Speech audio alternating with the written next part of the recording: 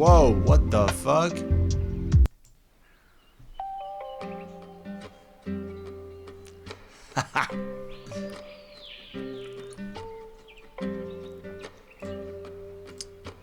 Et 3, 2, 1, bonjour. Fuck.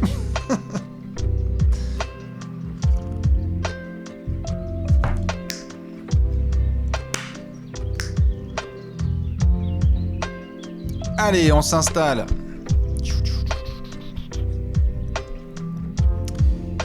Pim pam pili boum. Allez, on y va. Mais oui. Bonsoir à toutes et à tous. Ouais. On se retrouve dans les cafés. Il s'est passé 2-3 choses récemment en NBA. J'espère que vous allez bien. On s'installe tranquillou bilou. J'espère que tout roule de votre côté. On est mercredi.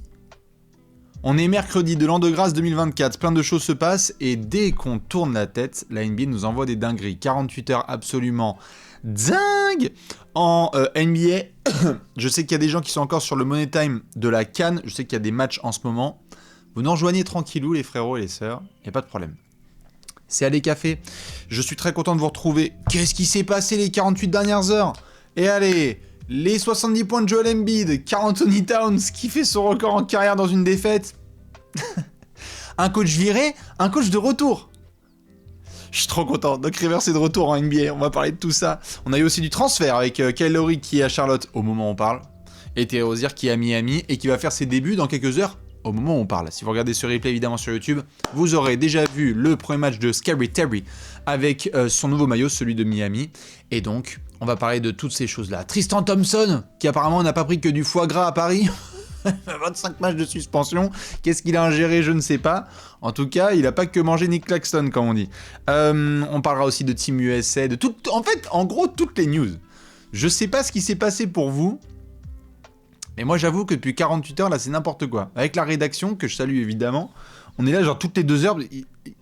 Qu'est-ce qui se passe, là? Il n'y a quasiment même pas besoin de la trade deadline, tellement il se passe des choses. Rappel évidemment très important, au moment où on parle, je vous le répète, que vous êtes invités à être là. Le jeudi combien? Le jeudi 8? C'est ça, jeudi, hein, je crois, si je dis pas de conneries. Je crois que c'est jeudi 8. Qu'on aura la trade deadline jeudi 8 février, ce sera l'occasion de kiffer tous ensemble. Donc voilà, n'hésitez pas à prendre rendez-vous. Vous serez là? Vous serez là, c'est très très bien. Et donc on pourra profiter ensemble de cette grande soirée de NBA lors de laquelle, entre 19h et 21h30, on vous tiendra au courant des horaires, mais pour les anciens et anciennes qui connaissent le classique, soirée du jeudi en gros, hein, le 19 l'afterwork, hein, 19h, 22h, Bibi, Léon Salaprod, Simon, Alex, et on discute ensemble des transferts qui vont arriver en direct, donc ça va être absolument incroyable. Mine de rien, je préfère le dire tout de suite, on nous avait annoncé une trade deadline particulièrement chiante. Il allait rien se passer. On nous a encore sorti les mêmes blabla mi-décembre. Ouais, ça va être calmos. Il y a beaucoup plus de buyers que de sellers. C'est n'importe quoi. Allez, ça va être nul. Tu parles. On n'est même pas encore à la deadline qu'on a eu un max de transferts. On a eu des Siakam. On a eu des Anunoby. On a eu les Wizards même qui ont fait du transfert. Là, on vient de voir du coup Terry Rozier et Monsieur Kyle Lowry qui ont été impliqués dans un trade, et c'est pas fini. Et c'est pas fini. Donc oui, en effet, certains qui le mentionnent, après on va faire les présentations. Le breaking news fonctionne. Non, parce qu'en ce moment, c'est chaud, c'est au taquet. Hein. Donc s'il faut, voilà, vous étonnez pas, je cliquerai sur breaking news, mais je ne ferai pas le test son maintenant, sinon ça va vous briser les oreilles. Bref, après cette introduction fortement chargée, je souhaite la bienvenue aux copains et copines qui me rejoignent maintenant sur Twitch. J'espère que vous allez très très bien, on va faire les présentations. Et puis, les gens qui sont en replay, j'espère que vous avez passé un bon début de jeudi, et si ça se trouve, Chet aura défoncé Wemby ou Wemby aura défoncé Chet. On en parlera tout à l'heure dans la section pronostic, puisque vous voyez, il y a plein de matchs ce soir et qu'on va se régaler. Du coup, en faisant les choses bien évidemment, où est-ce que vous êtes? Comment ça se passe? Est-ce que vous êtes content? Si oui, vous êtes où? Allez, bonsoir aux copains de La Rochelle. Salut aux amis de Camargue, du Havre, de Marseille. Bonsoir aux copains d'Ardèche, de Cambrai, du Doubs, d'Alsace, de Villefranche, de Strasbourg, de Montly. Eh bah écoute, passe une bonne soirée dans ton lit. Des gens d'Yverdon, de Dijon, de Reims, de l'Alabama, d'Ajaccio, de Charenton-le-Pont. Bonsoir aux frères et sœurs de Saint-Étienne, de Niort, de New York, de Sydney. Qu'est-ce que j'ai un petit peu de Poitiers, là? On a des gens qui sont de Lorient, RPZ, de Lausanne, de Courbevoie, de Bucarest. Excellent, de Milan. Formidable. Allez, on sort un petit peu de la France. Tel Aviv, San Francisco, Dallas, baby. Magnifique. Du Sénégal. Mes frères et sœurs sénégalais. Évidemment, la bise. Aux copains aussi, évidemment, marocains, algériens, tunisiens. Tous les gens qui se font kiffer aux quatre coins du monde. De Hambourg. De la Gold Coast australienne. Il est quelle heure en Australie? Il est... Dis Siri. Il est quelle heure en Australie? Il est 9h du mat. Il est 9h du mat. Après, c'est plus loin, je crois. Ouais, il est 8h du mat. C'est n'importe quoi. Bon, voilà. En tout cas, j'espère que vous allez bien, mes amis de Madrid, de Poudlard et de Brisbane. On va parler de plein de choses. J'ai un nombre d'onglets, là. Ça va être incroyable. Donc... J'espère que vous êtes bien installés. On va démarrer tout de suite avec un petit point classement, parce que je rappelle que c'est important de faire des points à chaque fois. On l'a dit suffisamment récemment, on en a même fait 2 vidéos avec Alex, il y a des satisfactions et des déceptions, et il y a surtout la mi-saison. Ça y est, la barre des 41 matchs a été dépassée gentiment avec la plupart des équipes qui ont donc voilà, plus de 41 matchs. Donc ça y est, la moitié du chemin est fait. Reste le sprint final jusqu'au playoff. Les Celtics caracolent en tête de la conférence Est et même meilleur bilan de NBA devant les Bucks. On va reparler des Bucks. Je pense qu'on va reparler des Bucks dans cette émission. Philadelphie aussi qui est dans le coin, évidemment, ça marche très bien pour l'ami Embiid. On va reparler de Joel Embiid. Les Cavs aussi. Non, je rigole. Mais on parlera beaucoup de franchises. Le Heat qui est là, évidemment, dans le coin. On a les Pacers. Il y a cette bataille-là. Je trouve ça fascinant et je propose de prendre rendez-vous avec tout le monde, là, celles et ceux qui sont en live maintenant, à qui je fais des bisous, et les copains et copines qui regardent le replay. La course à l'armement. Combien de fois je vous ai fait chier avec la course à l'armement? Merci Nakamura pour le petit sub. C'est vrai que ça fait du temps là qu'on est sur les cafés. Combien de fois on a parlé de ces courses à l'armement, ou donc pour ceux qui n'ont pas l'idée, la course à l'armement, j'arrête pas de le répéter depuis des années, quand il y a une franchise qui fait un transfert, il y en a d'autres qui doivent essayer de répondre. Mais attends, mais eux ils se sont renforcés, mais comment on va faire en playoff? Et donc du coup, ça amène quoi? Bah ça amène que Indiana a récupéré du Pascal Siakam, que les Knicks ont récupéré OG Anunoby, que le Heat vient de récupérer Terry Rozier, et donc on va voir ce que ça donne. Les Cavs, eux, ils vont avoir leur propre trade deadline avec les retours de Darius Garland et d'Evan Mobley, ça va très très bien pour les Cavs, on en reparlera.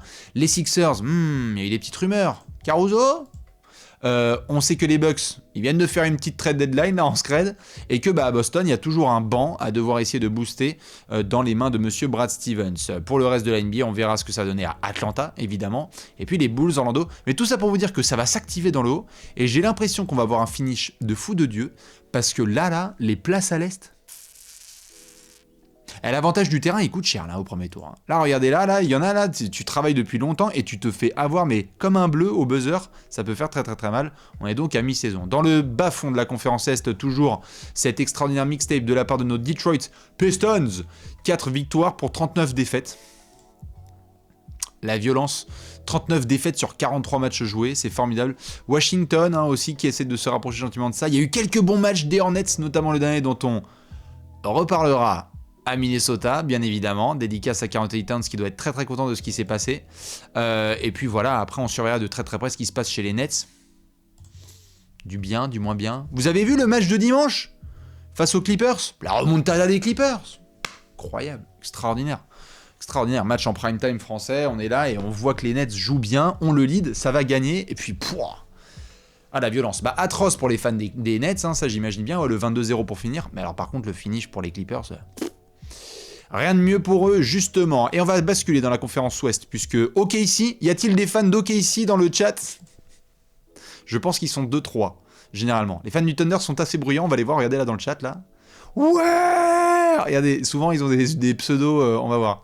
Ouais, Thunder Up! Voilà. Oui! Ils sont là. Eh bien, vous pouvez bomber un peu, vous pouvez gonfler le torse, bomber le pec.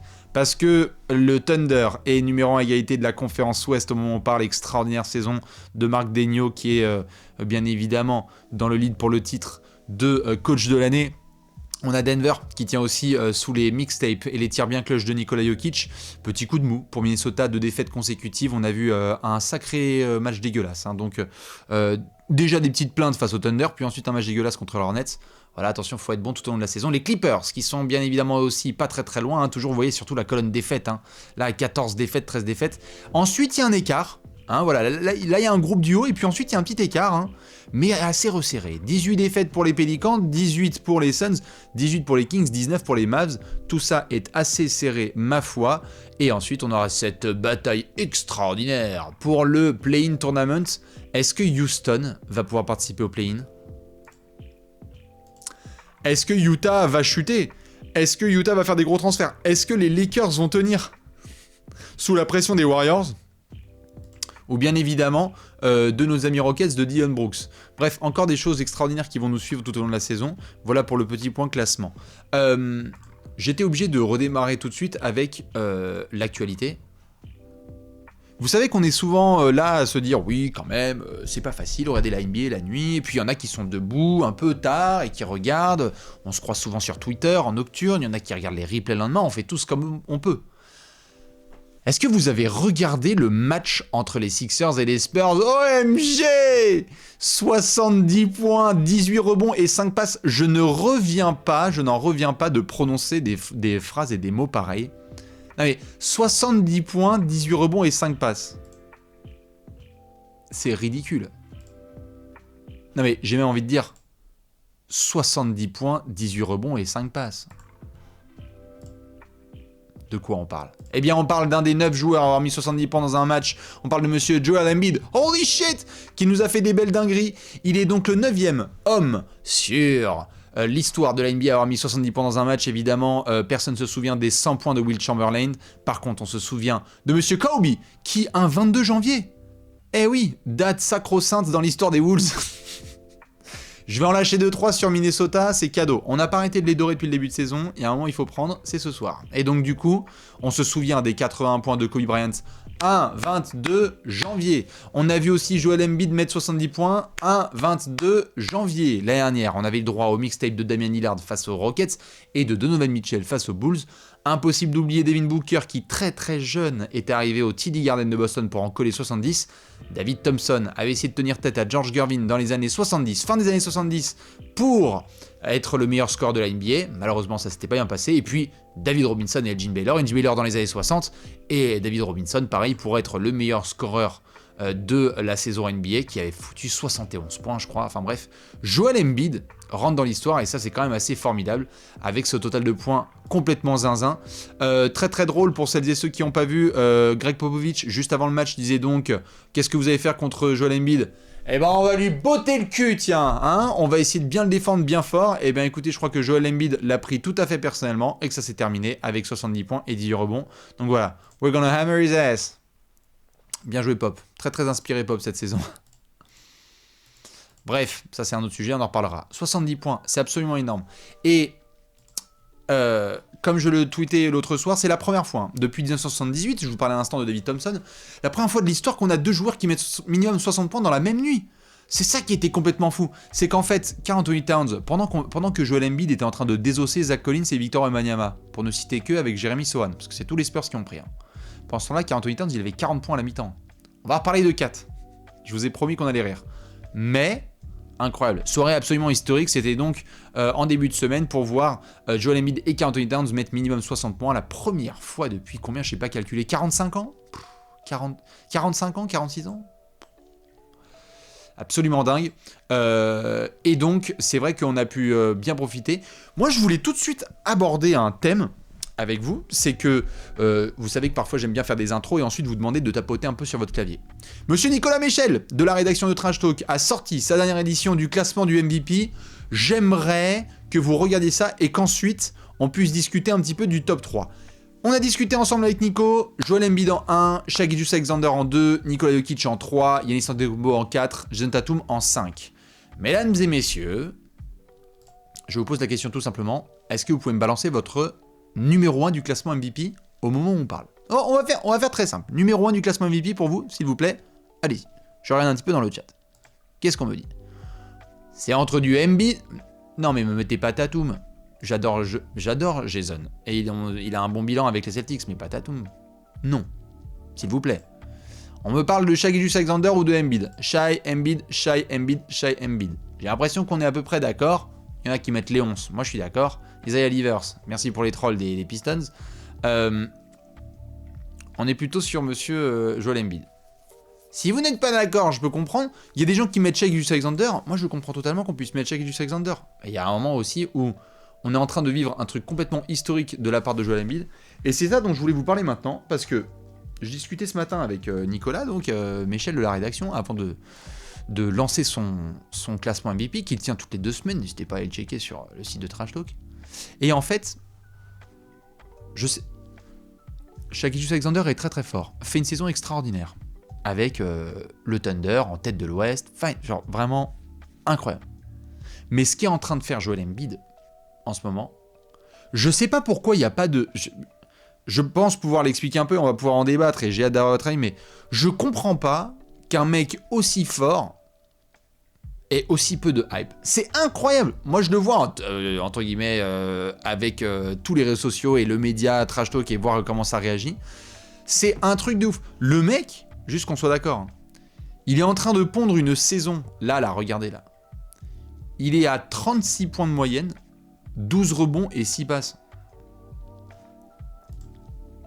Alors oui, on va parler après du style de jeu et que c'est peut-être pas très sexy et qu'il y a beaucoup de plaintes des lancers et tout. Mais 36 points, 12 rebonds et 6 passes. C'est d'une violence. Là, j'ai pas la stat sous les yeux, mais peut-être que certains l'ont vu. Vous savez, on n'arrête pas de parler de Wilt Chamberlain qui était à 50 points de moyenne en 1962. Je crois que c'était 1962. Qu'il était justement à 50 points de moyenne, la saison complètement dingue, où il y a Oscar Robertson aussi qui est en triple-double de moyenne, le tout premier, etc. Au moment où on parle, si je dis pas de bêtises, monsieur Joel Embiid, là, il est en train de nous pondre la saison avec le plus gros ratio de points scorés par minute. Parce que Wilt Chamberlain, il mettait 50 points par match, il en jouait 48 de minutes. Il ne sortait jamais. Joel Embiid, j'aimerais qu'on rentre un petit peu dans les détails, il est à 36 points, 12 rebonds et 6 passes de moyenne. Il joue 34 minutes. Il joue moins que la saison dernière. C'est complètement dingue. Alors, oui, en effet, il y a du lancer franc. Il y en a 12 tentés par match. Il en plante 11. Et oui, le style de jeu n'est peut-être pas très sexy. Je peux le comprendre. C'est pas funky. Parfois, il y a du flop. Parfois, il y a juste du mid-range jumper. Même là, les 70 points, c'est de la domination totale, mais il n'y a pas des highlights dans tous les sens, etc. Mais le mec est trop fort. Et autant l'année dernière, je voulais bien qu'on se dise, oui, quand même, machin, Jokic, j'aurais pu l'avoir, Embiid n'est pas venu à Denver et tout. Mais là, à mi-saison, j'adore Shai Gilgeous-Alexander, mais mon vote, il est très clair. Joel Embiid. Et ce sera intéressant de suivre la suite de la saison, parce que je vous rappelle que désormais, il y a une nouvelle règle en NBA qui indique que pour être candidat au trophée individuel, il faut jouer minimum 65 matchs. Et si je dis pas de conneries, monsieur Joel Embiid, là, il en a joué 32. Voilà, là, juste ici, là, 32 matchs joués. Par contre, il y a peu de marge, hein, parce qu'il en a joué 32 sur, laissez-moi calculer, ils en ont joué 42. Donc il a déjà 10 matchs d'absence. Je rappelle qu'il faut donc avoir maximum combien ? 17 matchs ? 17 matchs, hein, je crois, que Embiid peut avoir, hein, puisque c'est 65. Je crois que c'est 65, c'est ça la limite. Je vous laisse confirmer le chat, c'est 65 ? Ouais, il doit rater 7 matchs maxi, là, merci le chat. Oui, 17, parfait. Donc là, Embiid, il va continuer à devoir faire ses mixtapes, parce qu'il peut pas prendre des soirs de repos ou être blessé ou quoi que ce soit. Là, c'est vraiment, il faut continuer à tabasser. Donc, peut-être que ça va être trop court. Bon, en tout cas, ce que je trouve cool, c'est que là, ça va être hyper intéressant de voir sur la suite de la saison. Et évidemment, ensuite, en play-off, puisque pour le moment, Joel Embiid, c'est un joueur qui est applaudi en saison régulière, mais qui n'a pas non plus trop délivré en play-off. Donc, très très hâte de voir ce que ça va donner. Dans tous les cas, perf absolument historique, et tous les grands scoreurs sont passés par ce tableau-là, de mettre minimum 60 points dans un match. Il en a 70, il en a mis 59 l'année dernière, il en met 70, et on verra ce que ça va donner en play-off, mais un peu de respect, je trouve, sur Joel Embiid. J'ai l'impression que le mec met 36 points de moyenne et qu'on est là genre, mais... Bon. Tiens, un peu, c'était comme la saison d'Ardennes, je crois que c'était en 2018 ou 2019, on était là genre, ouais, ok. Il a 37 points de moyenne, mais t'as vu les marchés et les lancers qui grattent. Bon. Un scoreur est un scoreur. John, à l'époque, il avait aussi des lancers, c'est comme ça. Mais c'était peut-être un peu moins spectaculaire. Est-ce que le fait de faire rentrer un joueur juste pour l'entre-deux, c'est considéré comme un match joué? Oui, et d'ailleurs, il y aura probablement ça en fin de saison. Hein. Des joueurs qui vont dire ah, il me manque de match, je rentre en jeu et je ressors. Mais voilà, c'est pas pour me blesser, mais c'est juste pour dire que j'étais présent. Il y aura des gens qui vont contourner la règle. Ceci étant dit, on a parlé suffisamment de Joel Embiid, qui est donc le 9e joueur de l'histoire à mettre 70 points dans un match, performance extraordinaire. Le mec a mis 70 points, Wemby il a mis quoi? 33 points, 31 points. En gros, le poste de pivot sur Spurs versus Sixers, ils ont mis 101 points. Je sais pas si on se rend compte de la battle. Ouais, 33. Le poste de pivot sur Sixers Spurs, c'était 103 points au total. Je sais pas si on se rend compte d'une match-up comme ça. Genre, il faudrait que deux ailiers s'affrontent là, qu'il y en ait un qui mette 47 et l'autre 56 points. C'est ridicule. C'était incroyable. Et Wemby a vachement bien tenu, je trouve. Il a fait une très très solide rencontre. Il a fait des actions incroyables, mais c'était pas assez pour battre cette formidable équipe des Sixers, dont on reparlera évidemment en playoff avec Nick Nurse. Et non pas avec Doc Rivers, dont on parlera dans quelques minutes. On enchaîne. Le même soir, qu'est-ce qui s'est passé? Boum, 62 points pour Karl Anthony Towns. Est-ce qu'il y a des gens qui ont vu ce match? Deux visages. Le premier, il a 40 points à la mi-temps. Karl Anthony Towns, c'était incroyable. Il est complètement dingue. Et oui, je sais, certains vont dire waouh, il y a eu du vol et tout. Oui, sur la fin de match, il y avait des grosses fautes et tout. Mais il est à 44 points à la mi-temps. Karl Anthony Towns est en feu total, je crois. Il est à 8 sur 8 à 3 points. Une dinguerie absolue. Le mec peut aller chercher Kobe détente. Mais le problème, c'est que Minnesota va complètement foirer son money time. Charlotte, les Hornets, vont revenir pour leur coller une remontada chez eux. Anthony Edwards fait nimp. Chris Finch, mais horrible en termes de certaines décisions qui sont prises. Et du coup, Karl Anthony Towns, on le voit de plus en plus forcer les tirs. Et ça, c'était compliqué. Et en effet, ça aurait pu être une victoire. Mais du coup, Karl Anthony Towns rejoint un peu Embiid et Kobe dans cette fameuse date du 22 janvier. Sauf que lui, c'est dans la défaite, quoi. C'est terrible. Karl Anthony Towns, c'est un talent extraordinaire, mais j'ai l'impression que ça le suivra. Putain, et parfois, il a une poisse extraordinaire. Donc bon, Karl Anthony Towns, voilà, dans la défaite, qui en a quand même mis 62. C'était assez extraordinaire de le voir shooter. Et c'est là, à la mi-temps, le mec était à 44 points, à 14 sur 17 au tir, dont 8 sur 9, à 3 points. C'était assez fou. Bref, le finish, il s'est passé notamment sur le banc. C'était un peu dur. Et on a vu d'ailleurs monsieur Chris Finch s'exprimer très très fort en sortie de match face aux caméras, où il a dit c'était un basket d'une immaturité absolue. Pendant ce temps-là, dans la même soirée, on a eu KD qui nous a mis un shoot complètement dingue sur la tête de Caruso et des Bulls pour la gagne. Le niveau de difficulté de ce shoot là, comme vous pouvez voir, là le mec se rééquilibre en l'air. Incroyable dagger de KD, là le mec qui lui aussi rejoue à un niveau là en ce moment. Là les Suns essaient de retrouver un peu de karma. Le mec est trop fort. Double clutch en l'air. Et moi, ce qui me vénère le plus, c'est qu'il met son shoot, mais pour lui, c'est détente. C'est-à-dire qu'après, il est retourné sur le banc, il a fait « il y a quoi ?» Incroyable.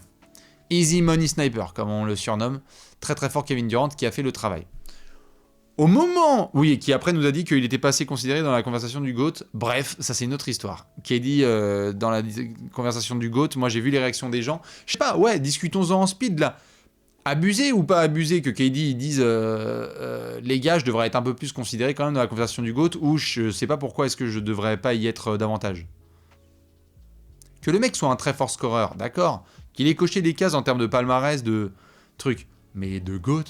De GOAT offensif, je peux l'entendre, ça veut pas dire que c'est juste un attaquant, mais je trouve que KD, il a un peu, ouais voilà, les gens... Genre, faudrait déjà rentrer safe, sans débat dans le top 10 all-time. Ce qui, je crois, n'est pas tout à fait à l'ordre du jour. Il l'est chez certains, formidable, vous pouvez, mais je crois pas que ce soit genre un truc safe, genre KD, tous les jours top 10. Donc bon, bref. Là, quand on était là, on était en sortie de soirée de match. Donc on avait eu KD for the win 40 points, Karl Anthony Towns dans la défaite 62, Joel Embiid qui en met 70 sur le Texas. Là, on s'est dit, pas de problème. Ensuite... Bah alors, mon ami Tristan, qu'est-ce qu'on fait avec les mains dans les popoches? N'importe quoi. Alors qu'il faisait une belle saison avec les Cavs, Tristan Thompson a été suspendu 25 matchs par la NBA. Violation du programme antidopage de la NBA. On vous a donné toutes les infos sur le site de Trash Talk. C'était un peu compliqué pour... Ah bah si. Tristan Thompson, là, il ne rejoue pas pendant 25 matchs. Là, il y a des gens qui débarquent et qui n'ont pas l'info. Il ne joue pas, là. Il joue pas pendant 25 matchs. Et c'est dur parce que les Cavs, ils étaient bien contents de son taf. Hein. Intensité, un peu de leadership, rebond offensif. On l'a vu à Paris, le mec, il a mis une baigne à Nick Claxton. Ça a calmé tout le monde. Avec le run des Nets et derrière Donovan Mitchell les a terminés. Non, il faisait... C'est pas à cause de weed ou quoi que ce soit. Ce sont 2 produits qu'il a pris et qui sont interdits par le programme anti-drug de la NBA. Donc c'est pas de la drogue, hein. Je pense que c'est plus de la médecine qu'autre chose. Joachim Noah avait vécu une situation similaire avec les Knicks il y a très longtemps, pour celles et ceux qui se souviennent de l'anecdote. Joachim Noah, il avait pris un produit, et on en reparlera dans d'autres émissions, probablement avec Alex. Il y a des joueurs qui parfois ne savent pas, ils prennent des trucs parce que pendant la saison, tu essaies de tenir le marathon, et parfois ils prennent des produits, mais ils ne savent pas que certains éléments de ces produits sont interdits en NBA. Et du coup, quand tu as le contrôle antidopage, tu te fais avoir, et du coup, bah voilà, c'est un peu compliqué. Je pense pas que c'était une mauvaise intention de la part de Tristan Thompson, je pense juste qu'il s'est fait gauler par la patrouille. 25 matchs. 25 matchs de suspension. Hein. C'est très très clair, hein, la NBA. Il n'y a pas de négociation, là c'est 25. Hein. Donc, bon, si ça se trouve, il savait très bien tout ça et il a fait n'importe quoi, mais voilà. Je pense que Tristan va devoir apprendre de ses erreurs, et c'est très dommage parce que les Cavs avaient bien besoin de lui, les Cavs, qui caracolent là dans les hauteurs de la conférence Est. Là, ça se passe très très bien pour les Cavs. Là, ils sont forts. Hein. Il y a des fans des Cavs là ce soir un petit peu. Hein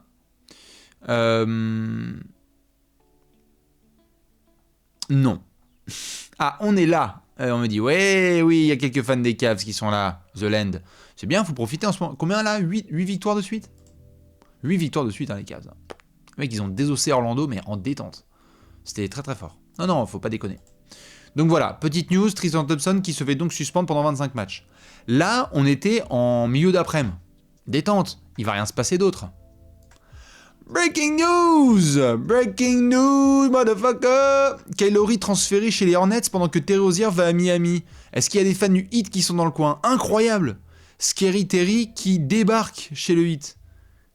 Eh oui, j'aurais pu mettre le point, mais c'était une breaking news incroyable mardi. J'étais en plein tournage avec Alex, avec Léonce, et là je vois la news et je fais what the fuck, c'est quoi le truc quoi?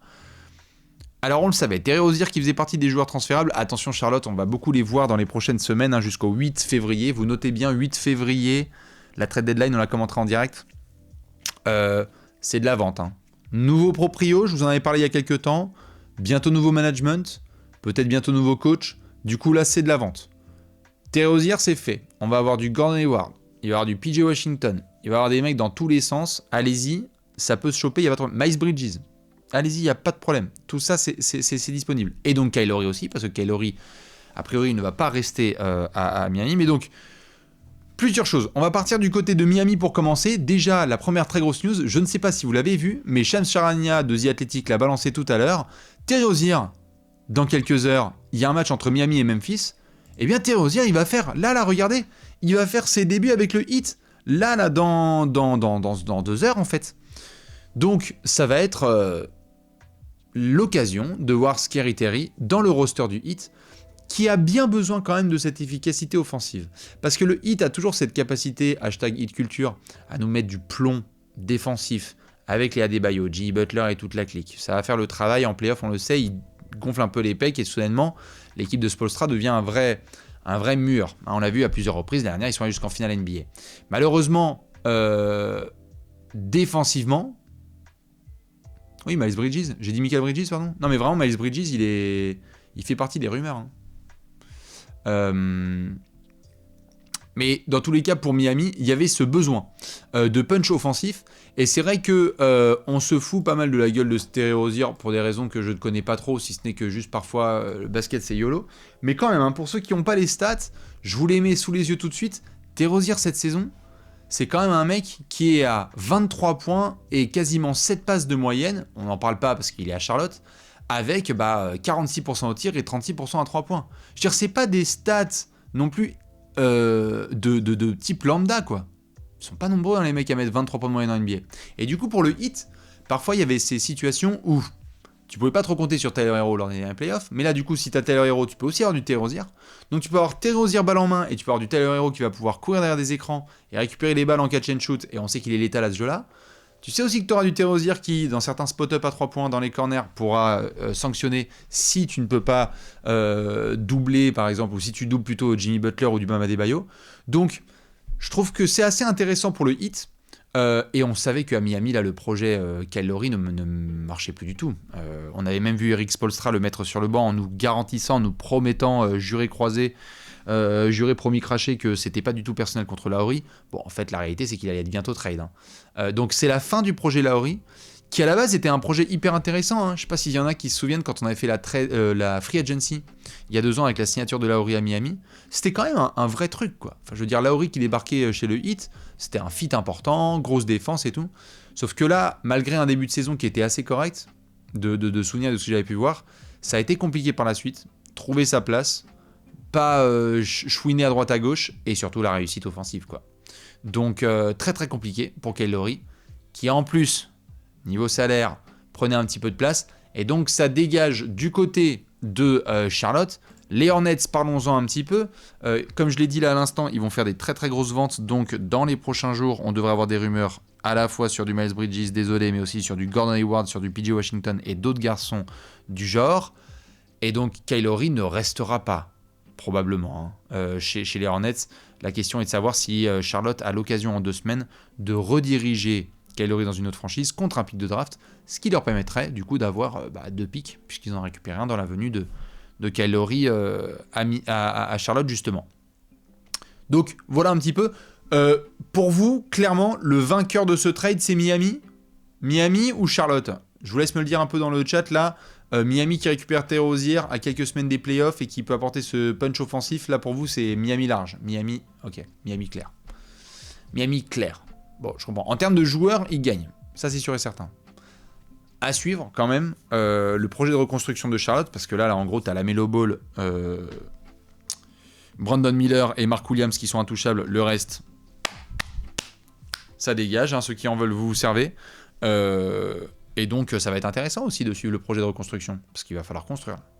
Nouveau proprio, ça appelle tout le temps des grandes modifications. Donc, on va voir ce que ça donne. Terry Rozier, puisqu'on me demande le contrat, Terry Rozier, ne bougez pas. Terry Rozier, je crois qu'il a un contrat là assez honnête, mais qu'il a été signé récemment. Je vous mets ça tout de suite sous les yeux.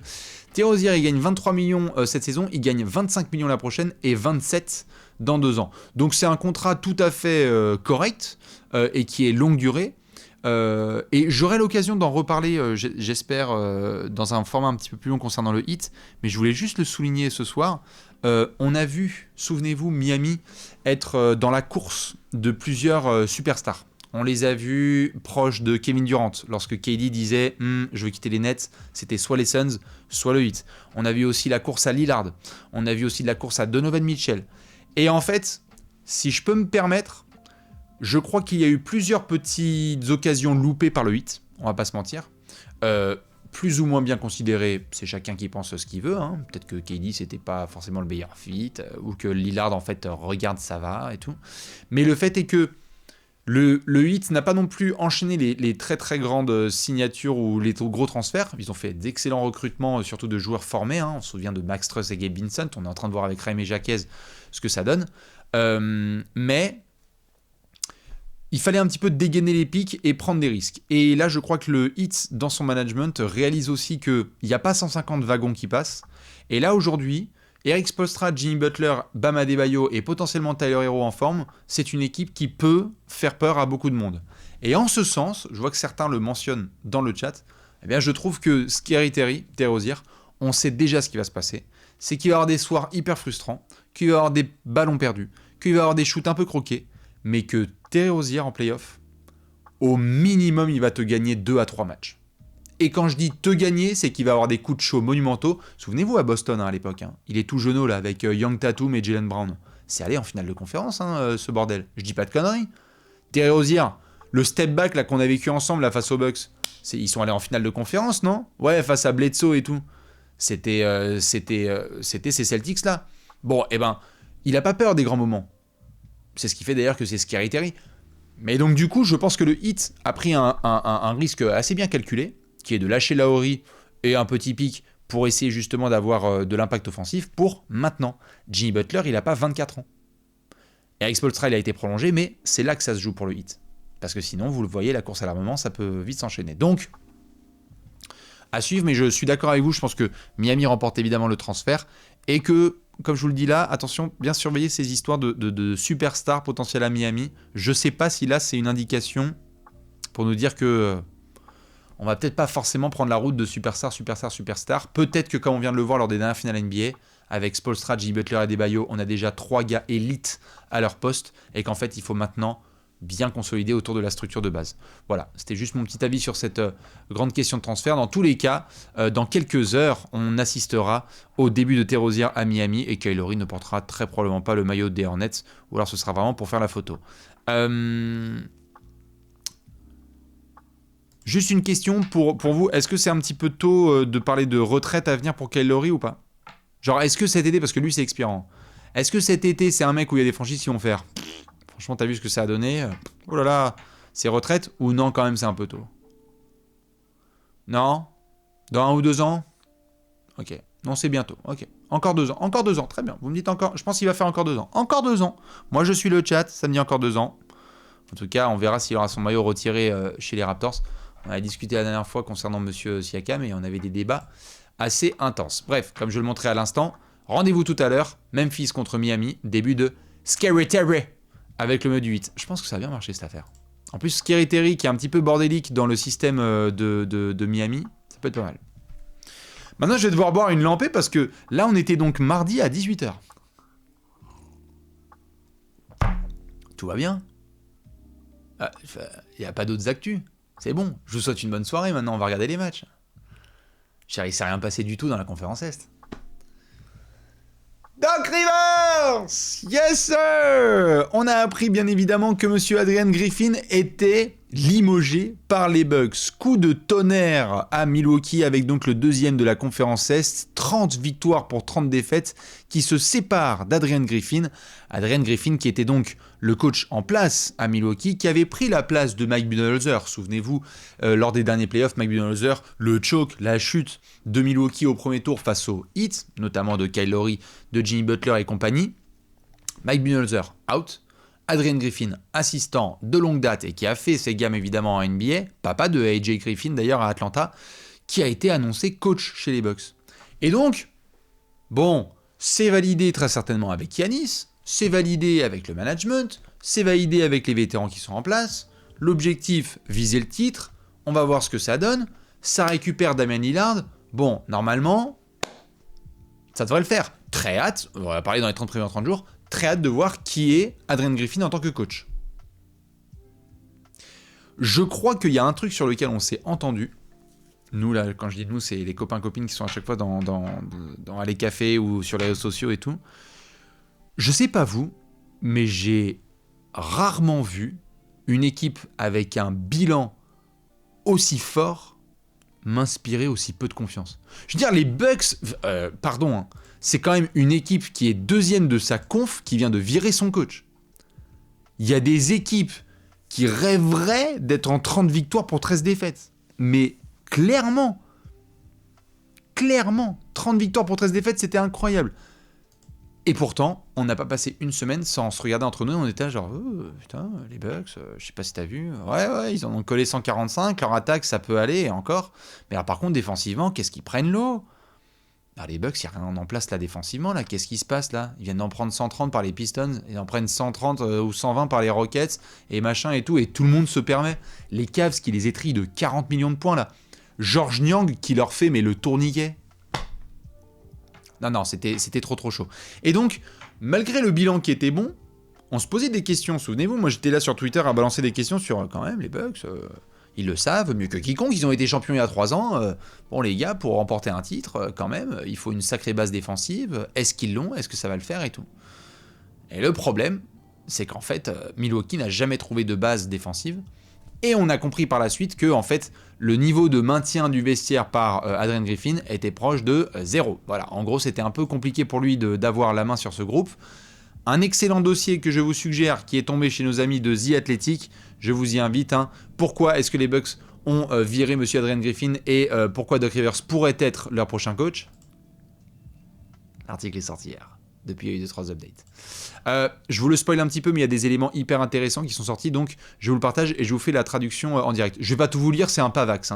N'hésitez pas à aller le consulter sur le site de The Athletic. Ceci étant dit, quand même, il y a 2-3 choses que je peux vous transmettre. Déjà, après le In-Season Tournament que vous avez vécu en décembre dernier, après le In-Season Tournament en décembre, lorsque Tyrese Haliburton les avait chauffés là, souvenez-vous là, avec le gros money time, et que donc les Bucks ont perdu contre les Indiana Pacers à Las Vegas, il y a commencé à y avoir pas mal d'incertitude et de pessimisme concernant la capacité de Adrian Griffin à mener son équipe. Et à ce moment-là, incroyable, on l'a découvert là à ce moment-là, parce que moi j'avoue que Doc Rivers, je savais qu'il était commentateur chez ESPN, mais pas plus. Qu'est-ce qu'on apprend? Que plusieurs sources de la ligue indiquent que Doc Rivers, qui était un analyste ESPN, après avoir été viré par les Sixers en mai dernier, a commencé à être un consultant pour Adrian Griffin afin de rendre service aux Bucks. C'est-à-dire que Adrian Griffin, je ne sais pas si vous vous rendez compte de la scène, Adrian Griffin, il est coach, il est en galère, les Bucks disent on va te mettre Doc Rivers pour t'aider un peu, mais t'inquiète, franchement, t'es safe. Enfin, moi je trouve qu'en tout cas, t'es en sécurité. Tranquille, il n'y a pas de... Non, Doc Rivers, non, c'est juste du consultant. C'est juste, il est là, il est pas là. Il est là, il te donne des... il te donne... Non, franchement, ça se fait pas. Imaginez là, maintenant, là, on voit Mike Budenholzer qui devient consultant pour Darvin Ham chez les Lakers. Mais Darvin Ham, il pète un plomb. Il dit, mais les gars, je sais très bien ce qui se passe. The writing is on the wall, comme disent les Américains. On sait très bien ce qui va se passer. Donc, incroyable mais vrai, après notamment ce qui s'était passé en décembre, eh bien Doc Rivers, il était là. Ça va les gars? Adrian? Oh t'inquiète, je prendrai pas ta place. Par contre, je peux t'apprendre comment défendre et attaquer. J'ai un excellent record en playoff. Bref, ça on en reparlera. Mais c'est ça qu'on a appris, et moi j'avoue que j'étais un petit peu sur le cul, et que y a plusieurs personnes au sein de la franchise qui disaient, franchement, bon, on va pas se mentir, c'est plutôt Doc Rivers qu'on a envie d'avoir. Bref, ça c'est la première chose. La deuxième, c'est que pour celles et ceux qui ne savaient pas, Kenny Atkinson était dans la course l'année dernière face à Nick Nurse pour être le coach des Bucks. Nick Nurse qui a finalement rejoint les Sixers. Et ça va plutôt bien à Philadelphie, comme vous pouvez le voir lors du dernier match de Embiid face aux Spurs et le bilan global. Mais donc, Nick Nurse, on l'a vu bouger, et donc le choix final, ça a été de prendre Adrian Griffin, alors que Kenny Atkinson, je pense qu'il ne vit pas la meilleure saison de sa vie du côté de Golden State. Mais ça, c'est autre chose. Du coup, qu'est-ce qui s'est passé? On a eu un démarrage très très compliqué, et on a eu en premier effet Terry Stotts et l'affaire Terry Stotts qui s'est cassée quasiment l'avant-veille de la reprise de la saison NBA. Et ça, c'était un petit détail, mais où les gens ont commencé à faire genre what the fuck, qu'est-ce qui se passe? Je vous ai parlé des détails, vous pourrez voir notamment ce que ça donne sur cet article de The Athletic, où il nous parle en effet du fait qu'il y a eu une petite confrontation verbale lors d'un shoot-around à Oklahoma City le 17 octobre, et que en fait, Terry Stotts et Adrian Griffin, ils voyaient pas du tout les choses de la même manière. Terry Stotts, il avait coaché pendant quasiment 10 ans Damian Lillard à Portland.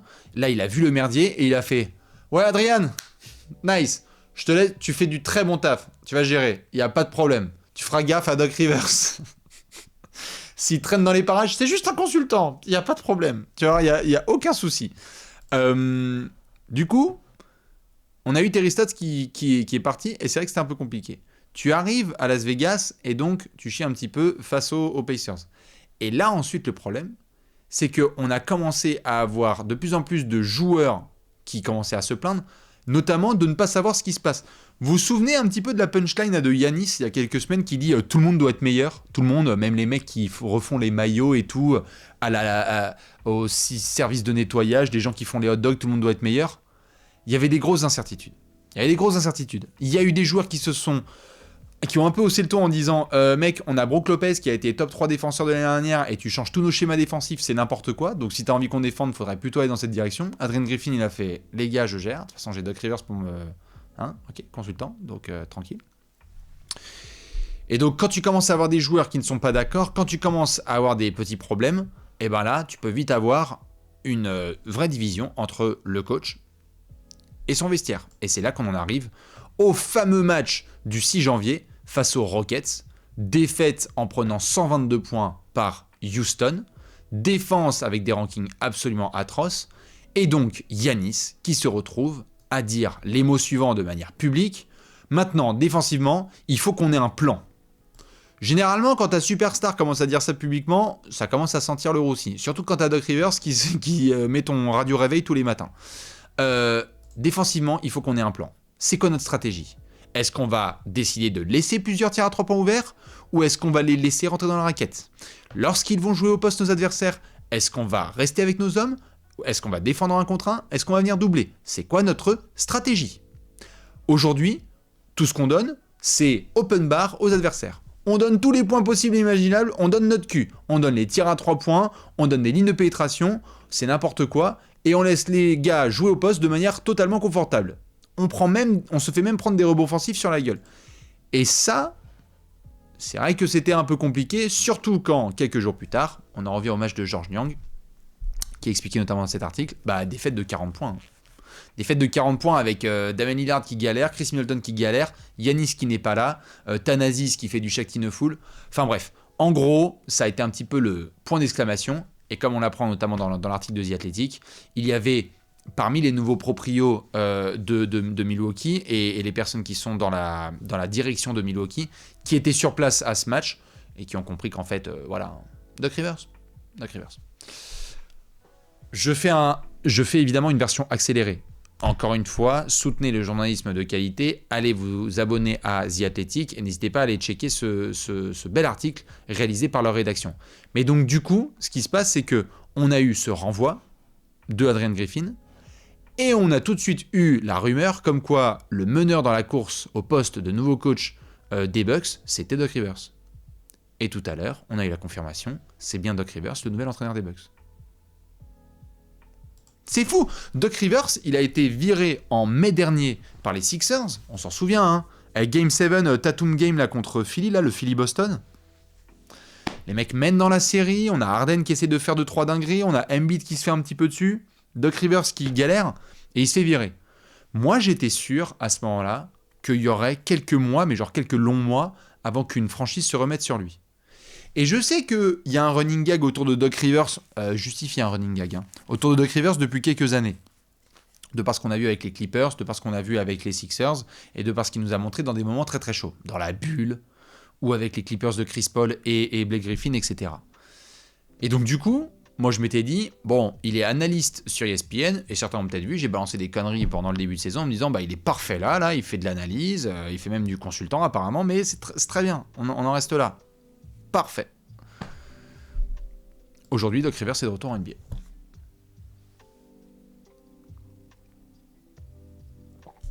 Et moi, j'avoue, je m'y attendais pas.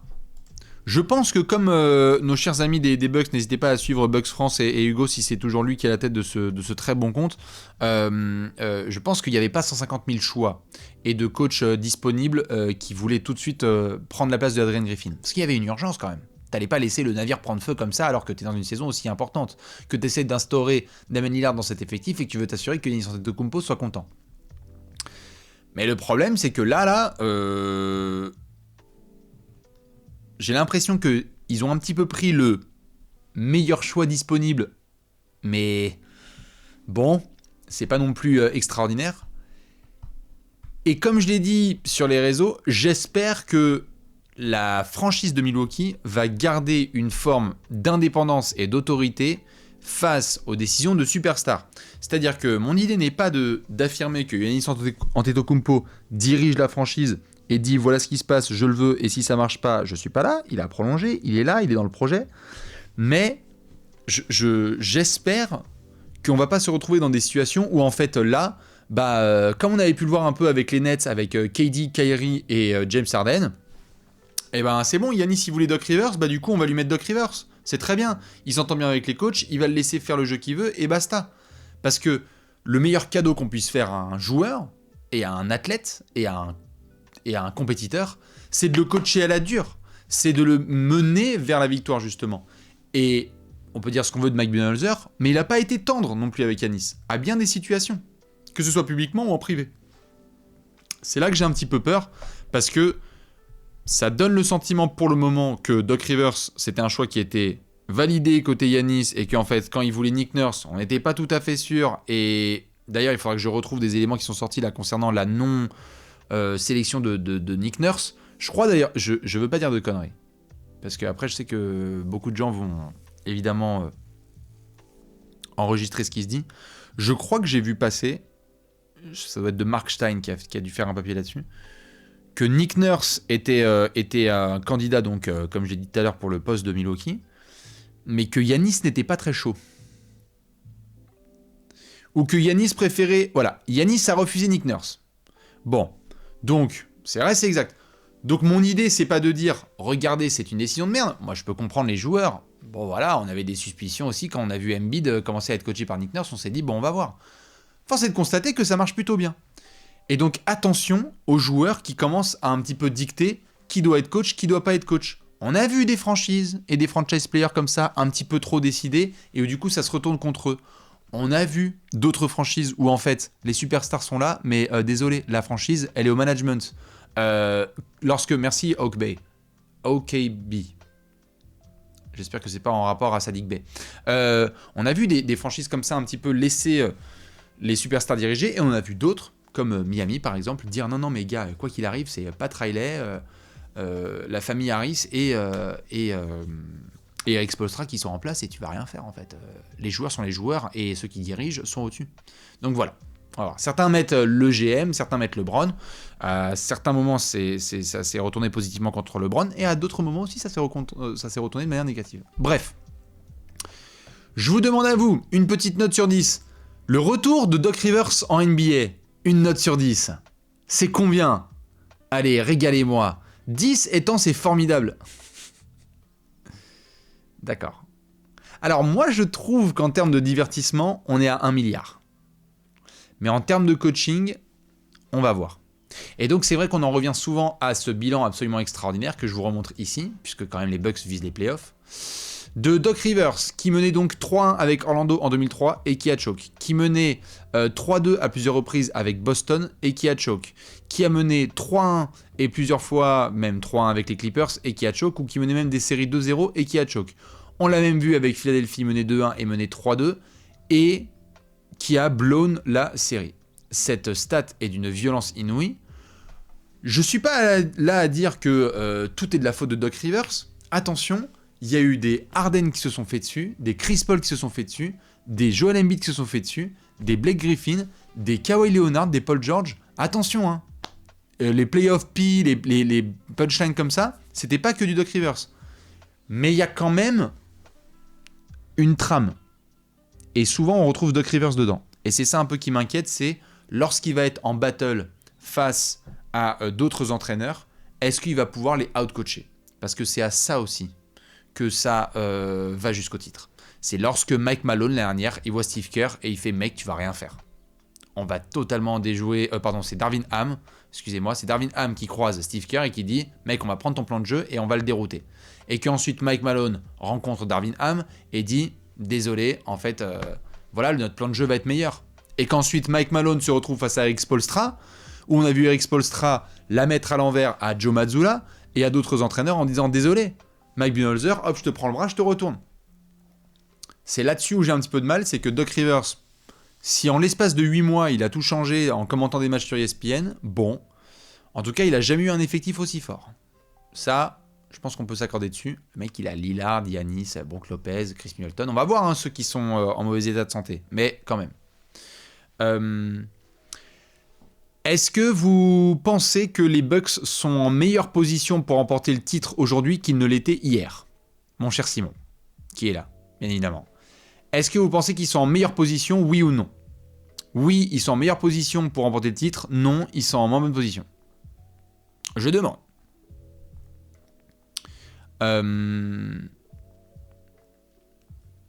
Bon. Je vois une majorité de non, mais je ne demande qu'à être prove wrong. J'aimerais bien que Doc Rivers nous montre à quel point on a tort. Mais je vous cache pas que c'est pas... En tout cas, il va avoir des sacrés... Autant il va avoir des sacrés viseurs sur Embiid en playoff, autant les Bucks de Doc Rivers. Je sens qu'on va se régaler. Voilà, peut-être 1% mieux, ce sera formidable. Bref, ça c'était les grosses infos. Avec donc Doc Rivers qui revient en NBA. On aura l'occasion de le voir très prochainement à la tête de Milwaukee. Même ce soir en fait. Ce soir là. Mais attends, ce soir il coach là. Il y a Bucks Cavs. Ce soir il y a... Ouais, ce soir, on est d'accord, j'ai pas l'info là, mais ça peut pas être Adrian Griffin, il a été viré, donc ce soir c'est Doc Rivers là. Le mec il devait être commentateur. Bon allez, j'enlève mon pull. La balle à Damian. Allez, tu fais le... Hein? Tu sais quand tu... Et tout, yo yo. Je pense que ça va être incroyable. Vraiment, moi j'ai trop hâte. Juste pour le divertissement de Doc Rivers, ça va être incroyable. Bref, ça c'est un petit peu pour les infos. Je continue un peu la fournée des news parce que c'est ça qui a été beau avec les 24-48 dernières heures, c'est qu'on ne s'est pas arrêté. Est-ce que vous avez vu la liste des 41 joueurs qui vont pouvoir se battre pour une place au JO de Paris 2024? Sympa dans ce petit monde. Stephen Curry, LeBron James, du petit Jason Tatum, du petit Donovan Mitchell, Kyrie, Paul George, KD, Anthony Davis, Anthony Edwards, Joel Embiid, Devin Booker, Bam Adebayo. Les mecs, ils ont un... Les mecs, ils vont nous envoyer un truc de malade mental. Pour vous, c'est qui le joueur le plus fort qui va pas faire le cut? Genre, il y a des joueurs là-dedans qui sont très forts, hein, mais qui vont jamais faire l'équipe. Je vous donne quelques exemples. Est-ce que c'est pas genre hyper compliqué pour Donovan Mitchell, Trae Young et... Non, Devin Booker, je pense qu'il le fait. Mais c'est qui? Ouais, tout le monde met Trae Young, ça c'est sûr. Mais il y a qui va... Kawhi? Non, Kawhi, il le fait quand même, non? Kawhi, il le fait, le cut. Oh. Et Kawhi, s'il faut aller à Paris, il représente, non? Chet, d'accord, mais Chet, je le mets pas au même niveau quand même que les autres mecs. À la fin, il y en a quoi? Une douzaine, quinzaine? Une douzaine? Ah, il est 12. Je crois que c'est 12 hein, la sélection. 12 ou 15? Je sais plus. Ouais, 12. 12, ouais, 12. J'ai l'impression qu'on peut compter sur... Je le fais juste... Si tout le monde est là, je le fais juste. Hein. Vous me dites. LeBron. Steph. KD. Embiid. Anthony Davis. That's 5. Kawhi. Jimmy Butler. Jason Tatum. Devin Booker. Et... j'ai envie de dire Anthony Edwards. Dans la continuité. Ça fait 10. Là déjà, il te reste 2 places potentielles. Je veux bien qu'on discute, mais t'as 2 places. Je pense qu'il peut y avoir du Bam Adebayo parce qu'il va falloir backer Anthony Davis. Mais tu peux avoir du... Ah mais non, mais c'est vrai que Anthony Davis, c'est le backup de... Anthony Davis, c'est le backup de Joel Embiid. Non, désolé. Non, c'est vrai que c'est chaud quand même. Tra la merdier. Tyrese Haliburton. Faut de la main, non? Faut distribuer les ballons. Tyrese, c'est trop bien pour les Jeux Olympiques. Hein. Mais en vrai, tu peux avoir Steph, backup. C'est qui le backup de Steph? J'essaie de faire poste par poste. Steph, backup, Tyrese. Ok, juste on essaye. Ou Kyrie. Steph, franchement la dinguerie. Hein. Steph, backup, Kyrie. Ok. Steph, backup, Kyrie. Ensuite, en arrière. Booker. Backup. Allez, c'est quoi Jimmy Butler? Voilà. Ensuite, en 3, LeBron, backup KD. Non mais, LeBron, backup Tatum. Ah! Non mais, c'est incroyable. LeBron, backup Tatum, c'est quoi? KD, backup Anthony Davis. Joel Embiid, backup Bam Adebayo. C'est trop sale. Rien que déjà, là, t'es à 10. Et après, faut se démerder. Non, ça va être très chaud. On va voir. Mais je crois que ce sera du coup le barreau d'honneur un peu de Steve Kerr. Je crois qu'après, il rend Team USA, je crois, Steve Kerr, après. Oui, Kawhi. Kawhi est 11e homme, t'inquiète. Kawhi, c'est détente. Kawhi, backup de LeBron. Tatum, backup de Kawhi, qui est backup de LeBron. Bon, enfin, moi, ça va être incroyable. En tout cas, pour les petites news, vous pouvez les retrouver évidemment sur le site de Trash Talk, Team USA qui va faire du sale à Paris. On vous réserve bien des surprises pour les Jeux Olympiques de Paris 2024. On vous en reparlera prochainement. Dans les autres petites news, bien évidemment, il y a la Rivals Week. Vous l'avez vu la dernière? La Rivals Week, elle est arrivée en NBA. Je le rappelle juste pour celles et ceux qui ne sont pas au courant. La NBA s'est dit, on manquait de rivalité, donc on va faire des Rivals Week. Donc on va faire fin janvier un truc parce qu'on manque d'audience. On va faire un petit peu des affiches avec un petit pétillant un petit peu supplémentaire, quoi. Et donc on va prendre des confrontations qui sont stylées, du genre le derby, Knicks-Nets et donc Lakers-Clippers, là on l'a vu. Mais on a aussi là ce soir du Thunder-Spurs et on va avoir aussi du Mavs versus les Suns, on va en parler dans quelques minutes. Boston-Miami prochainement avec du Kings-Warriors, on sait ce qui s'est passé récemment. On va avoir là peut-être du Wemby versus du Scoot Anderson. On aura Trae Young versus Luka Doncic. On va avoir là le fameux Embiid versus Jokic, hein, le classique. Et puis après, tu en auras d'autres comme ça, des petites affiches qu'on connaît bien. Ça devrait être assez stylé. Je sais que notamment, il y aura 2 matchs sur lesquels je serai là, mais en même temps, je ne serai pas là. Est-ce que certains savent pourquoi? Bonsoir à ceux qui m'ont rejoint. Je serai là, mais je ne serai pas là. Ça veut dire quoi? Si certains sont au courant. Mais oui, incroyable. Je vous rappelle donc que la semaine prochaine, vous aurez du contenu extraordinaire en direct de New York. Je pars avec 70 personnes vivre une dinguerie monumentale. On va se faire le petit Nets Suns. Je touche du bois comme jamais j'en ai touché. Retour de KD à Brooklyn. Oh my god! On va voir le retour de KD qui en ce moment est incroyable face aux Nets qui sont extraordinaires, dont l'effectif sera décimé au moment où on va revenir. Ça va être incroyable. Et ensuite, Knicks Lakers. En espérant que LeBron ne va pas nous mettre un au fait, j'étais pas là. Ce qu'il a fait face aux Clippers là. Donc s'il te plaît LeBron, si t'as reçu mon texto, pas de bêtises. Et donc du coup, voilà, je veux pas me curse, parce que sinon après les gens vont dire que c'est de ma faute. Ça va être incroyable de toute façon s'il se passe quoi que ce soit. Mais donc pendant la Rivals Week, je serai notamment à New York, juste avant la trade deadline du 30 janvier au 6 février pour vivre avec Gate One et toutes les personnes qui vont venir, 70 personnes avec qui on part en voyage, ça va être incroyable. Voilà, restez connectés, il y aura du gros contenu et les prochaines fois, si tout se passe bien, il y aura d'autres petits voyages qu'on organisera, ça va être incroyable. Ça va être incroyable, je vous avoue que je suis hype de fou furieux. Pour finir sur la tournée un petit peu des news, mais évidemment, je voulais juste vous laisser 20 secondes de silence avec cette déclaration de DeAndre Ayton, ça me permettra de boire un petit peu.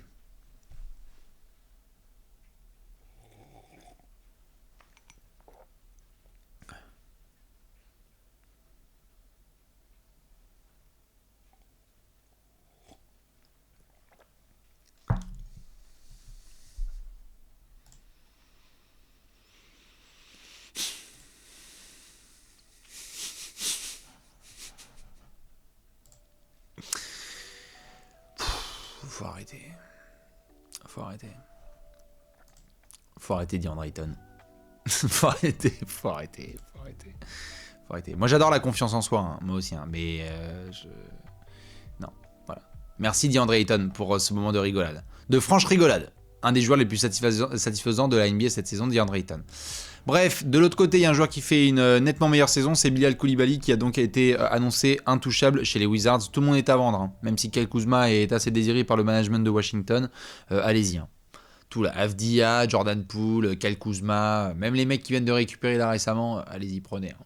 Marvin Bagley et tout, quelqu'un veut, hein? Daniel Gafford, faites-vous plaisir, Washington c'est fire sale comme on dit. Donc voilà ce que ça va donner en tout cas au niveau des news. C'est qu'on a quelques belles déclarations. Et dans les prochains jours, on aura donc quelques updates. Je pense que demain, je vous garantis rien, mais je pense que demain, il y aura un autre Allez Café. Parce que demain, je vais faire un gros point sur les dernières rumeurs de transfert. Vous le savez, on est en pleine quinzaine là, de trade deadline. Ça y est, là, on arrive, il y a des transferts. On a eu de grosses actualités, donc il fallait qu'on en parle. Les 70 points d'Embiid, Team USA, et notamment le retour de Doc Rivers en NBA. Mais je pense que demain, il y aura des updates de transfert et on fera un Allez Café, histoire de revenir sur tout ça. Vous savez que j'aime bien faire des updates un petit peu sur tout, en fonction de ce qu'on a entendu, discuter, patati patata. Avant de finir, parce qu'on va faire la section prono et on va ensuite se faire du petit Q&A, j'aurai pas le temps forcément de faire un quiz. Par contre, je tenais à vous le dire, sur le Allez Café de ce soir, Vous le savez, il faut faire à la fois très attention au jeu de paris sportifs, mais en même temps, vous savez aussi que parfois on peut être amené à faire du prono, et donc les copains de Paris en Sport sont avec nous aussi. Attention, faites pas les bolos. Donc si vous êtes mineur, hop, vous quittez ce live et je veux rien savoir. Par contre, je sais qu'il y a des gens, on se fait juste 2-3 minutes là, spécial pronostic, pour vous dire quoi que ce soir, il y a quelques gros matchs, et notamment 2 que j'ai retenus, hein, vous les voyez tout en bas sur le bandeau, les petites rencontres. On a quand même un petit Mavs Suns tout à fait quali, où j'ai voulu notamment avoir dans un coin de l'œil cette pépite. Voilà, je vous la mets de côté, vous en faites ce que vous voulez.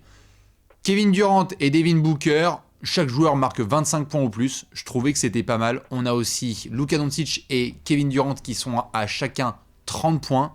Ça me semble tout à fait correct.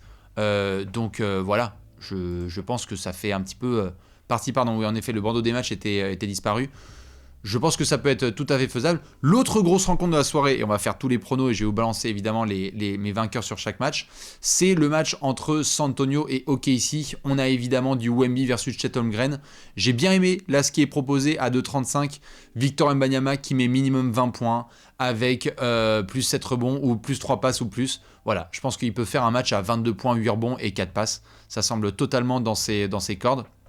Si vous voulez être sur du Shai Gilgeous-Alexander qui lui aussi va désosser les Spurs juste après Joel Embiid. Je trouve qu'il y a des trucs pas mal là sur le match des Spurs, mais encore une fois, ne faites pas les bolos. On fait ça bien comme il faut.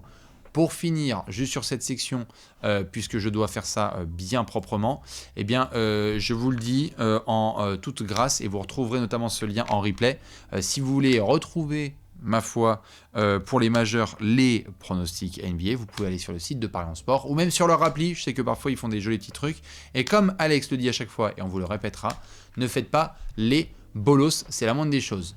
Maintenant, justement, en termes de pronostics sur les matchs de ce soir, je vais les faire tous un par un et ensuite je vais pouvoir répondre à vos questions. Première chose, eh bien, Détroit contre Charlotte. Je pense que c'est pour Charlotte. Voilà. La cote, si je dis pas de bêtises, elle est aujourd'hui là à 2,20. Ça se tente. Voilà, si vous voulez. Je pense que Charlotte a fait un bon match à Minnesota et ça peut être tout à fait honnête. Je pense que sur le match suivant, donc Washington contre Minnesota, pas de surprise, Minnesota va faire le taf. La cote, elle est à 1,16, donc elle n'est pas non plus extraordinaire. Hein. Je pense que Minnesota va se réveiller. Ils sont sur 2 défaites de suite. Là, s'ils ne se réveillent pas, c'est un peu compliqué. Miami contre Memphis. J'en parlais tout à l'heure. On a donc les débuts de Scary Terry. La victoire de Miami semble assez certaine. Ils sont à 1,18. Bon, c'est pas folichon.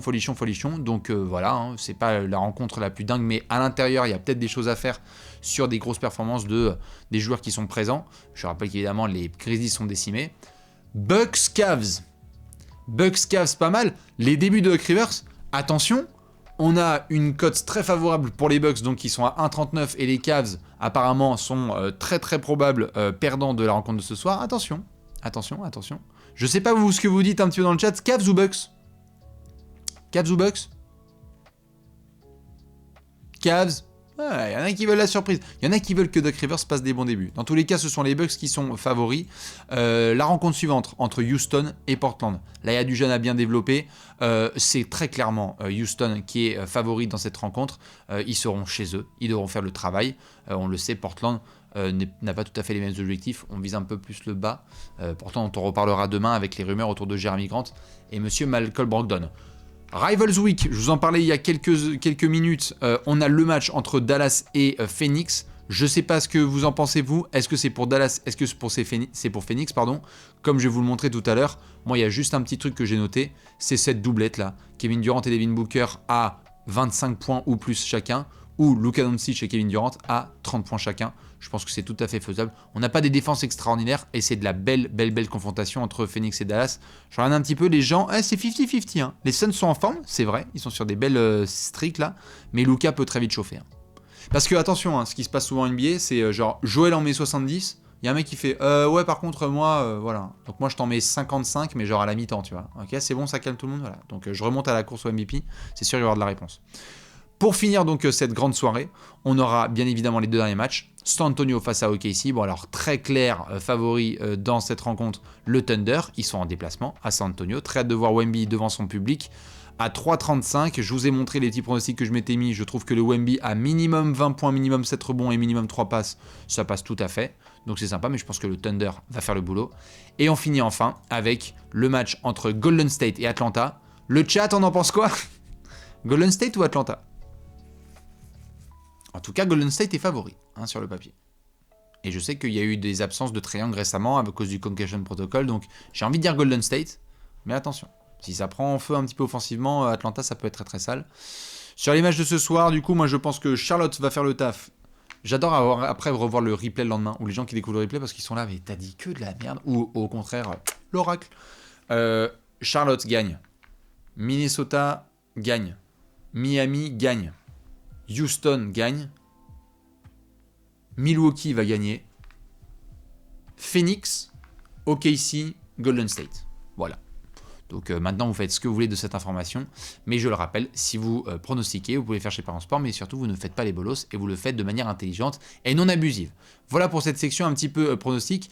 Je vais récupérer quelques petites questions dans le chat. Vous répondre à vous un petit peu parce que je sais qu'il y en a qui balancent des questions. Allez-y, on prend quelques minutes. Et puis après, je terminerai cette émission parce qu'on va devoir donc se pencher sur les matchs de ce soir, les débuts de Scary Terry avec notamment le Miami Heat. Et demain, comme je vous ai dit, si tout se passe bien, j'aurai peut-être l'occasion de faire un Allez Café, pareil, à 23h. Cette fois, ce sera spécial Trade Deadline. Petite question. Je regarde. C'est qui ton joueur frisson du moment? Sam Merrill, que j'attends aux 3 points contest. Est-ce que Wendell Carter Jr. va bouger? On en reparlera demain, c'est promis. Jalen Green ou Cam Whitmore titulaire? Je pense que c'est pas forcément eux les meilleures options. Voilà. Mais pour le moment, Jalen Green. Est-ce que vous allez faire un apéro sur les Bucks? Pour le moment, moi j'ai débriefé ainsi. Alex, on va voir. C'est des questions de disponibilité et du taf aussi qu'on a prévu parce qu'on a beaucoup de choses de prévues. Genre moi, en fait, lundi, je pars à New York avec 70 personnes. Donc faire des apéros d'actu, compliqué, mais au moins je suis avec vous en direct et en replay pour ceux qui regardent cette vidéo. Est-ce que Michael Bridges chez les Grizzlies, c'est faisable à ton avis? Par la suite, oui, et c'est intéressant que tu mentionnes ça, on en reparlera, parce que pour le moment, Michael Bridges n'est pas voué, en tout cas, à bouger là sous 48 heures, ça se trouve, ce sera le cas le 8 février, mais peut-être que là, il va être un peu moins cher que ce qui était prévu, et que Memphis devrait miser sur la saison prochaine. Ils ont perdu quand même pas mal, avec Dion Brooks, avec Tyus Jones aussi, mais Michael Bridges pourrait être une vraie option. Il y avait toujours eu des histoires de si Boston ça va mal, Jaylen Brown serait une option. Ils avaient été aussi un petit peu sur du OG Anunoby, Michael Bridges, ce serait parfait pour eux. Les Hawks en playoff, tu y crois? Non. Bastien, ton niveau d'excitation pour le doc? Je suis surex. En fait, dans tous les cas avec Doc Rivers, je suis gagnant. Soit le mec, il est champion, et c'est formidable. Il casse toute l'étiquette qui était sur lui. Il emmène Damian Lillard jusqu'au titre. Les Bucks triomphent. C'est incroyable. Et tout autre résultat qu'une bague, c'est une masterclass. Une masterclass. De préférence en finale NBA. Voilà, si je peux me permettre. C'est pas pour les faire souffrir, c'est juste de préférence en finale. Il manque plus que ça. Voilà. En finale NBA, puis après on aura tout fait. On aura terminé le jeu avec Doc Rivers. Quel sera le prochain gros transfert? On en parlera demain, mais je pense que ça va être pour Dejounte Murray. Ce n'est pas une question, mais une affirmation. Kevin Durant va gagner les playoffs cette année et faire taire les détracteurs. Très bien, je te laisse l'affirmer. Les Spurs sont sur un coup, on en reparlera demain. Est-ce que Victor Wembanyama est toujours favori pour le titre de rookie de l'année? Pour moi, oui. Maintenant, c'est serré. Mais oui, le meilleur joueur rookie de cette moitié de saison, c'est Victor Wembanyama. Le joueur le plus impactant dans l'équipe qui a le meilleur bilan, c'est Chet Holmgren. Maintenant, vous allez qu'à voir historiquement ce qui se passe au niveau du rookie de l'année. Mais pour moi, c'est Victor Wembanyama. Est-ce que tu aimes mon pseudo, D-Wade the GOAT? Bah ouais, c'est un joli pseudo, il est juste faux. Mais c'est pas grave, t'as le droit. On a tous le droit de mentir. Sam Merrill versus Sam Hauser, je suis bien d'accord pour le concours de 3 points. D'ailleurs, oh mais oui, mais attends. Wow, mais demain, mais je suis bête moi. Demain, je sais très bien pourquoi il va y avoir un Alley Café. Parce que demain, il va y avoir le reveal des titulaires All-Star. Oh, le divertissement. Je vais finir là-dessus. Incroyable. Je crois que c'est ce jeudi qu'on va avoir le reveal des titulaires All-Star. Ah, donc ça, je crois que ça va être le niveau de sel. Incroyable. Et la semaine suivante, je crois que c'est les remplaçants. Donc les fans de Sengun, va falloir être encore un peu patient. Je sais pas quelle heure c'est. Je vais regarder là après l'émission, là, à quelle heure c'est. Je le balancerai sur les réseaux sociaux, mais obligé de débrief ensemble. Obligation. Débrief tout de suite. Comment ça, Lillard, Trae Young? Jalen Brunson, il l'a mise à Tyrese Haliburton. Ça va être beau. Allez, 2-3 dernières questions et puis après j'y vais. Des rumeurs d'arrivée à Orlando, on en parlera demain. Est-ce que tu aimes mon pseudo, Franz Wagner? Oui. Qu'est-ce que tu penses de l'erreur d'arbitrage OKC Blazers?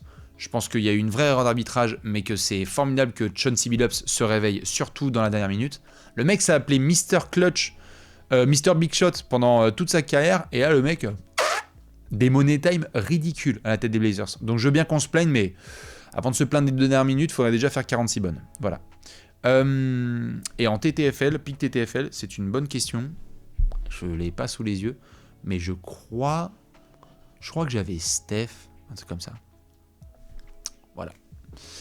Sur ce, messieurs, dames, plusieurs choses. Déjà, merci à celles et ceux qui étaient là ce soir. Vous êtes des amours, où que vous soyez aux 4 coins de la planète, ça fait toujours plaisir. Surtout de parler de Doc Rivers et des Milwaukee Bucks. Et des 70 points de Joel Embiid. Des bisous à ceux qui vont se coucher. À très très vite, à tout de suite sur les réseaux sociaux pour celles et ceux qui vont suivre les matchs de NBA avec Bibi, notamment les débuts de Terry Rozier avec le Heat. On va vivre tout ça, ça va être extraordinaire. Si vous regardez ce replay, je vous souhaite une excellente journée. Démarrez bien le jeudi qui va venir. Plein de transferts à venir et des rumeurs. Je vais en balancer demain sur les réseaux et on fera du débrief ce jeudi soir très certainement.